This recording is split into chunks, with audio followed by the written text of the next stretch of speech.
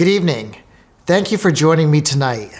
I'm incredibly proud to deliver my fourth State of the City address to the residents of Hoboken. Today's speech is different from years past. After years that were defined in many ways by the pandemic, the national health emergency is coming to an end. And like our country, our city too is forever changed. But we are getting back to normal, gathering, collaborating, and living by our community values. We are coming together.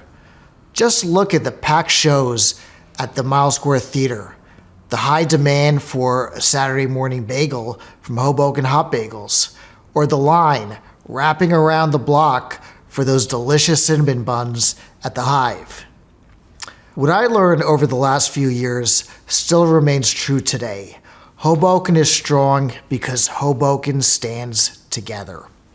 And I can confidently tell you without reservation that the state of our beloved Mile Square is even stronger than a year ago, stronger than it has ever been, and continues to go from strength to strength.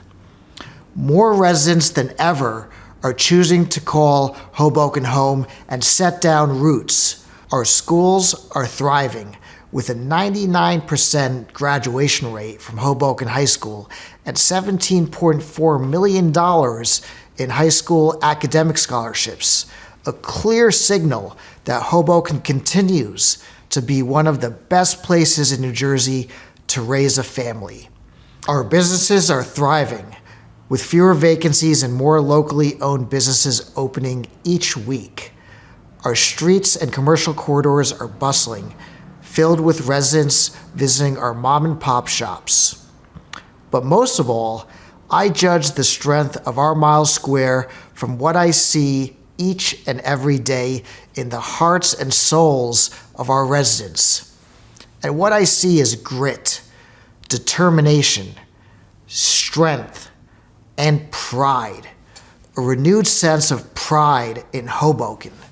A pride that knows this is an incredibly special place to call home, and a city that only continues to grow stronger and more resilient by the day.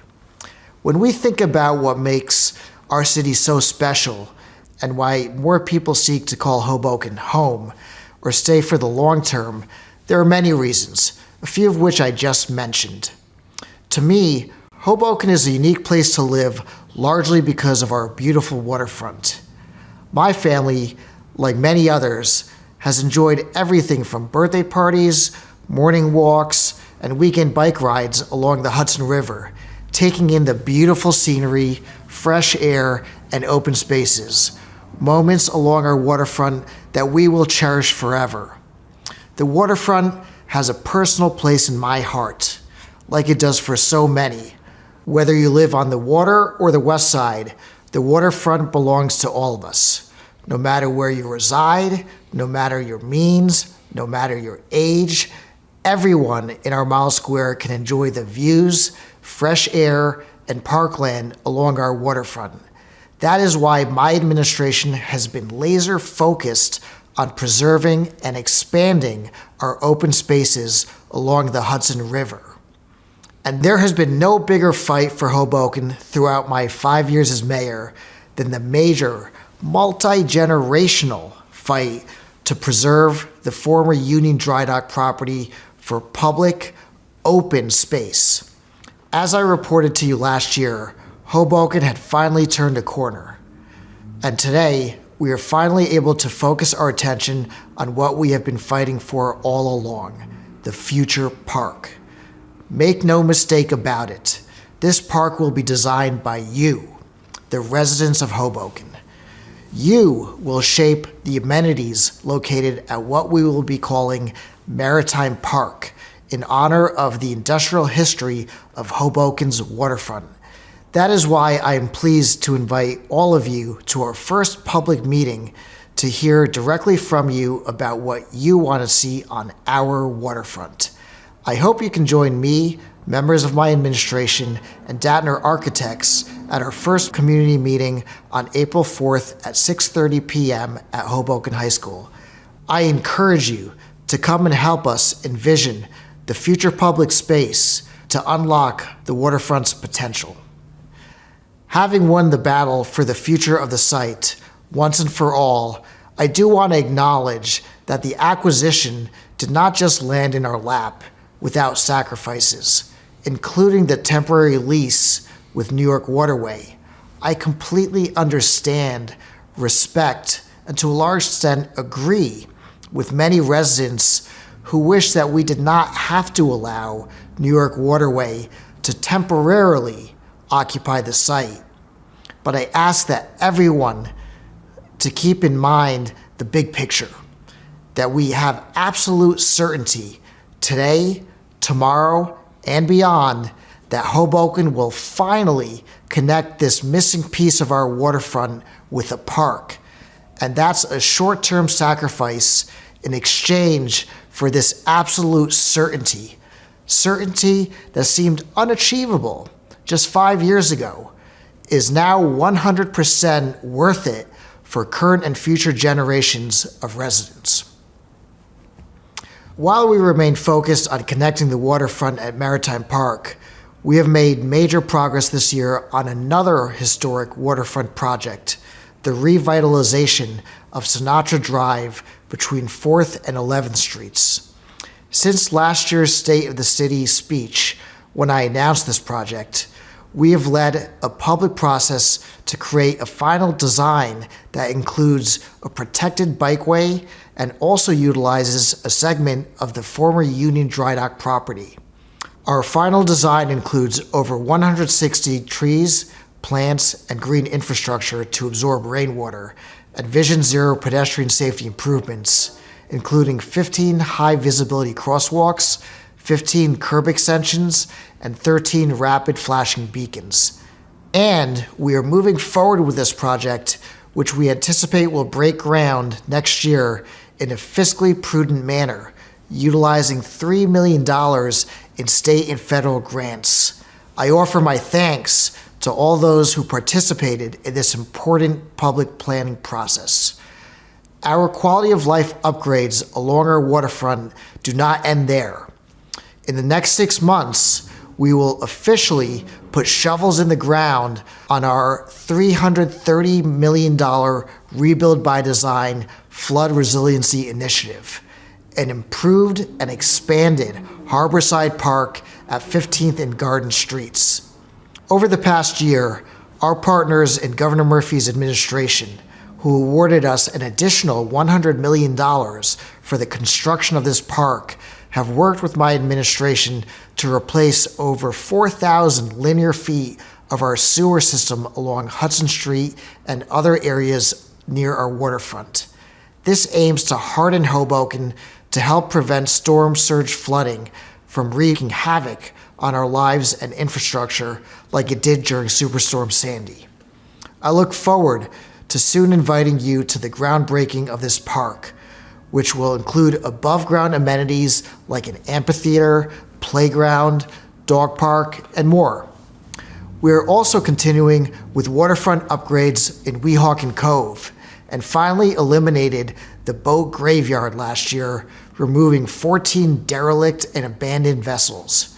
We are now focused on replacing a critical piece of the waterfront walkway in a state of disrepair adjacent to 16th Street, installing new lighting, upgrading the bulkhead, and resetting pavers. And we are going a step further to install a living shoreline in Weehawken Cove, made up of plants and other marine life, to increase biodiversity, restore the estuary's ecosystem, and provide recreational activities. My vision for this cove is that it will not just provide recreational access for kayakers and other paddle sports enthusiasts, but also educational opportunities for our children to get hands-on experience with nature. And in the next few weeks, we'll be expanding and upgrading more of the walkway along the Uptown Waterfront Monarch site, as opposed to the developer's initial plan for a larger residential development. This follows substantial quality of life upgrades to our south waterfront on Sinatra Drive, including new trees and plantings, a modern bike lane surface, and more. Taken together, these waterfront revitalization initiatives are not just your run-of-the-mill repairs and patchwork fixes. They represent generational, multifaceted enhancements that have been decades in the making. When we look back years from now, I know that we will have done everything possible to make our waterfront an even more breathtaking place that countless families and visitors will be able to enjoy for many years to come. That said, these upgrades and resiliency projects are not just focused on the waterfront. As many of us have seen over the years, heavy rain events and flooding continue to impact our everyday quality of life. Hurricane Irene, Hurricane Henri, and most recently Hurricane Ida have all made it abundantly clear that these severe storms are occurring much more frequently. That is why we are advancing over 10 acres of resiliency parks that will help us mitigate the effects of heavy rain events that are only getting worse due to climate change. Coming soon is a grand opening of our 5-acre Northwest Resiliency Park, which will become the shining example for the rest of the country on designing a park with infrastructure both above ground and below ground to withhold up to 2 million gallons of rainwater. I'm glad to report that we are in the final stages of the park construction, including the installation of a third flood pump, which will be fully complete by the beginning of the summer. And even before then, the multi-purpose turf field will be open for recreation activities for the spring season, providing a much-needed space for our recreation programs. We are also progressing on the design of another 1.5-acre resiliency park at 800 Monroe, on a block that was previously slated for a large-scale residential building. I thank all of you who have already provided input through our first public engagement session and online survey, and I am pleased to invite you to our second planning session for this future park taking place on April 13th at 6:30 p.m. at Hoboken High School. Rounding out our open space initiatives include the expansion of the Southwest Resiliency Park, which will be able to detain an additional 300,000 gallons of rainwater. Since last year's State of the City address, with your help, we have finalized the design which reflects your needs and includes pickleball courts, a basketball court, playground equipment, rain gardens, and other amenities. I'm pleased to report that we will begin construction within the year following approvals from the State Department of Environmental Protection. When I came into office, my administration could have easily rolled over and allowed various types of development, as some had suggested, at virtually all of the open spaces I just mentioned. Some suggested we allow a developer to build apartments on a portion of the Northwest Resiliency Park. A 12-story building was planned at 800 Monroe. Another developer owned the site of the expanded Southwest Resiliency Park, and, if given the opportunity, would have built on that site as well. 2 11-story buildings were slated to be built at the Monarch site, and as we all know, a permanent refueling station was planned for Union Dry Dock. But with your steadfast support, we withstood these major threats to our waterfront and our open space initiatives. It wasn't always easy, but we found creative solutions that prioritize quality of life for our residents as opposed to developers and their bottom line. Our open spaces and waterfront are precious commodities in our beloved Mile Square, and they are worth protecting and fighting for. You have my commitment that I will always fight tirelessly on your behalf to create a stronger, more resilient city that prioritizes our waterfront and our open spaces to to make certain that Hoboken can continue to be a place that our children and our children's children can be proud to call home. And as a city that is resilient with a focus on open space development does not mean that Hoboken can't or shouldn't ignore our untapped potential for smart, responsible growth.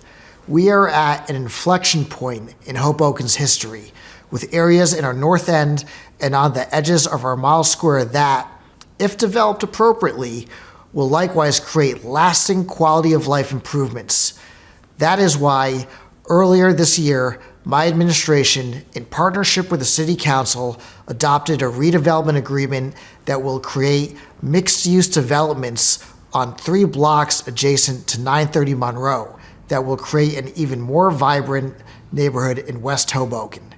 Instead of an industrial Amazon warehouse, the agreement includes 47,000 square feet of commercial retail space, flood infrastructure to withhold 360,000 gallons of rainwater to mitigate flooding, new affordable housing units, and most importantly, up to $15 million to construct the Resiliency Park at 800 Monroe. While this project will further revitalize West Hoboken, other projects, including the redevelopment of the Chambord and Newman Leathers buildings, will provide even more commercial and retail space to neighborhoods in need of their vibrancy and services. The mixed-use development of the Chambord building will bring a much-needed supermarket to the area, while the Newman Leathers project will provide an additional public plaza and courtyard spaces, among other amenities. In the coming months, we will also be working to implement the Hoboken Terminal Redevelopment Agreement that will substantially revitalize our main transportation hub and surrounding areas. In large part thanks to $176 million in funding from Governor Murphy and the state, Hoboken will soon see an open market and open spaces at Warrington Plaza, a brand new bus terminal, new office and retail space, additional units of affordable housing, and more. Thanks to our partnership with Governor Murphy and his administration, as well as the City Council, we sat down at the table with all stakeholders, and we did not rest until this project, which was introduced in 2008 and languished for 15 years, was finally passed, and passed it did. Last, but certainly not least, my administration looks forward to working with the residents of the Hoboken Housing Authority to make progress on a redevelopment plan that will provide much-needed upgrades, rehabilitate current units, and create new units to help avoid displacement of our longtime residents. The Hoboken Housing Authority is home to many families who have called Hoboken home for generations, and you have my commitment that this project will incorporate feedback from all residents who wish to be heard. I encourage you to come to our community meeting on March 22nd at 6 p.m. at 221 Jackson Street to provide your input for this very important project. Taken together, these redevelopment projects, with a focus on maximizing community givebacks, such as funding open space and affordable housing, along with providing more required commercial and retail uses, will provide our residents with more locations to shop, dine, and play, with new active commercial corridors, and create more vibrant public spaces. We only have one shot to get this right, to ensure that our untapped potential is fully realized and our city can grow responsibly and at an appropriate scale. And I am confident that by working together, we will do just that. Developing responsibly must also go hand in hand with infrastructure upgrades. As we all know, just a short time ago, a water main was punctured by an outside contractor, which wreaked havoc on our community, an experience that has been all too common within our mile square. Let me be clear, a water main system that is prone to breaks, that threatens access to our drinking water, is simply something that I will not accept as your mayor. And that's why, During my second year in office back in 2019, we began allocating millions of dollars each year to upgrade our water mains. This came after over 2 decades of our system having zero, I'll say it again, zero proactive upgrades to our water main system in over 23 years. Now, after several years of these multi-million-dollar investments, we've made more proactive replacements to our aging water main system than ever before in Hoboken's history. Here are the facts. Within the next year, we will have installed nearly 5 miles of new water mains since 2018, and within the following 10 years, we have plans to replace another 5 miles and nearly a quarter of the entire water main system. And just this year, we installed 15 new pressure sensors to help identify leaks and vulnerable areas before they break. These planned improvements represent important progress in upgrading our water main system. And let's face it, it is a stark contrast from years past. We will continue to work tirelessly to ensure that you, the residents of Hoboken, have the quality of life that you deserve with the infrastructure that you deserve. As your mayor, this is my pledge to you. While we are moving forward with exciting quality of life projects on our waterfront, park spaces, and redevelopment projects, we are also focused on making improvements to some of our other public spaces.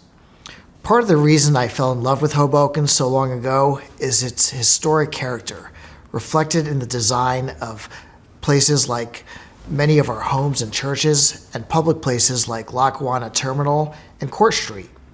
But if we are being honest with each other, historic places like Court Street have seen far better days.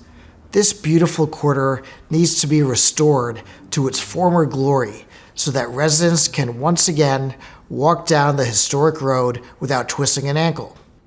Tonight, we have launched the public planning process to tackle the first phase of this project by releasing an online survey to begin to gather your feedback. And in the coming days, we will have our first virtual public meeting so we can work together to renovate this existing historic road while maintaining its character and preserving the cobblestones. While we are undertaking these substantial infrastructure upgrades, we are also making other quality of life improvements through the everyday work here at City Hall that will make a real difference for our community. As you may remember, we reopened the Office of Constituent Services last year to better serve our residents. This year, we're taking it a step further as we have hired 2 highly qualified social workers to join that office to provide compassionate and appropriate assistance to those experiencing homelessness, as well as food and housing insecurity. We are also improving constituent services in City Hall through the launch of our new Report a Concern platform within the SDL Citizen app, replacing the antiquated 311 system so that we can better respond to constituent concerns. As we grow as a city, so must our offerings for our growing youth population. In my role as a Hoboken dad, I've seen and been a regular spectator and sometimes even a volunteer coach for recreation activities including basketball, baseball, flag football, and more. So I hear firsthand when things are going well, or in some cases, when things need improvement. This year, our Division of Recreation is striving to meet those demands head-on by creating new programs like youth golf, co-ed volleyball, and more recently by seeking a vendor to expand our baseball fundamental programs to get more of our children off the waiting list and onto the field. Speaking of fields, I heard directly from several parents that wish our softball programming could be improved. Well, I have heard that feedback loud and clear. That is why this year, the City of Hoboken will be upgrading Mama Johnson Field, the home of Hoboken's rec softball leagues, in partnership with the Hoboken Housing Authority to install bathrooms, construct a press box, and more. I look forward to breaking ground on this project this fall so it is ready for next year's season, so our girls can enjoy the same type of experience on the field as our boys. As we wrap up here tonight, I want to once again express to you how grateful I am to serve as your mayor. Serving you, the residents of Hoboken, has been the honor of my lifetime. But the real privilege of being mayor is hearing the inspiring stories of perseverance and drive of so many of our residents who make a true, lasting difference in our communities. I was recently contacted by a resident named Jennifer Wasser. In January of 2020, Jennifer got the call that would change the trajectory of her life. She was diagnosed with a rare and severe form of bile duct cancer, only a short time after giving birth to her family's first child, Monty. Just a few weeks before the pandemic shut the rest of the country down, Jennifer underwent surgery that ultimately saved her life. Needless to say, Jennifer's life was upended by the circumstances she could have never have seen coming. But Jennifer pulled through, thanks to the unwavering support and strength of her family and friends in the early days of the pandemic, where her husband Matt constructed a garden box on their back patio, a precious commodity that afforded Jen a bit of outdoor comfort during those trying times.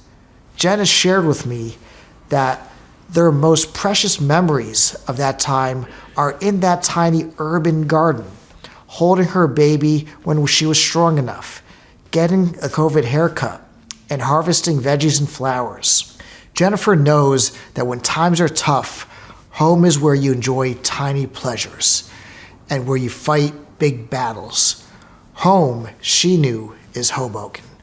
Fast forward to today, Jennifer has completed her successful chemotherapy treatments and is 3 years cancer-free. Jennifer is now using her time to raise awareness and funding for bile duct cancer, and as part of this advocacy, we are proud to light up City Hall with the color green as a part of the Light It Up Green campaign for Cholangiocarcinoma Awareness Month. Jennifer's story of turning tragedy into triumph and overcoming unimaginable adversity is truly a Hoboken story, and one that should inspire us all. Thank you, Jennifer, and all of the residents of Hoboken, through your everyday acts of kindness, compassion, and support for our greater Hoboken family, and for continuing to inspire me.